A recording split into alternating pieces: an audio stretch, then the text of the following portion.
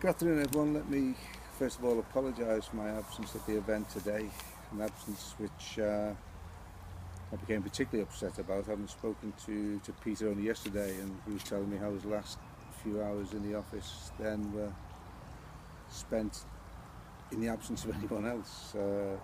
His 23 years in government deserve this formal recognition and celebration, I think. Actually, though, I'm not too sure what this occasion is. Is it a retirement? Well, not really. Peter's only 49 and has to be the youngest volunteer retiree that I've ever come across anywhere.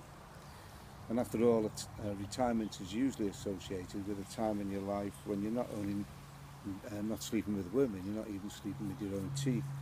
And as far as I know, Peter at least still has his full complement of teeth. So is it a resignation? Don't know. Could it even be labelled a redundancy?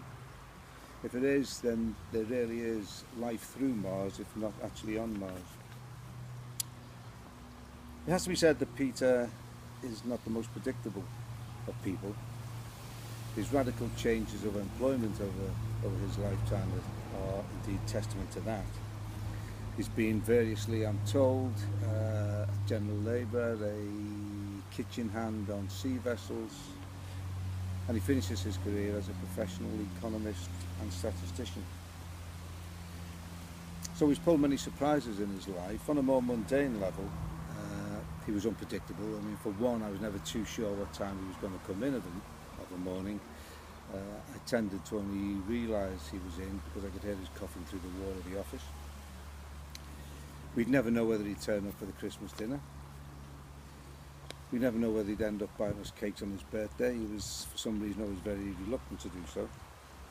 And in particular, what was unpredictable was the ultimate outcome of a famous or infamous night out for us all, when we really didn't know whether he was going to drop one of our colleagues into the brink at Douglas Quay. What was definitely more predictable was the high quality of his work. He joined the division in 1991, and then after proving his cerebral qualities, as it were, having taken a number of higher education qualifications successfully, he came onto the professional side of the division some 14, 15 years later. Naturally, I had some reservations about him making the move, but I needn't have worried. In no time at all, it was obvious that his approach was rigorous and the quality of his output was first class. So much so indeed that we were able to handle the very sad loss of colleague Martin Cayley, albeit that in order to do so, Peter found himself having to do so many hours that he couldn't use them all up in his flexi time by the end of the year. In my 25 years in government, I've met many civil servants with what I would say delusions of adequacy. But Peter is the opposite, an excellent statistician, an analyst, and one who never saw the need to try and gain favour with politicians and others. I suppose above everything else, what I've most valued through Peter has been his knowledge and interpretation of electoral registration legislation.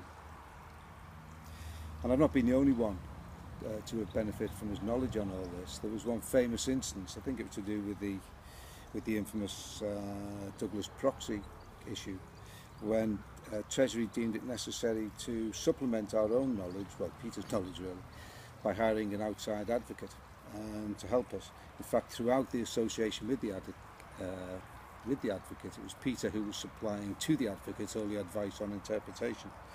In the event, we got billed for £10,000 from the advocate, when in fact it was Peter who provided £9,999 in value through the advice and in the final report.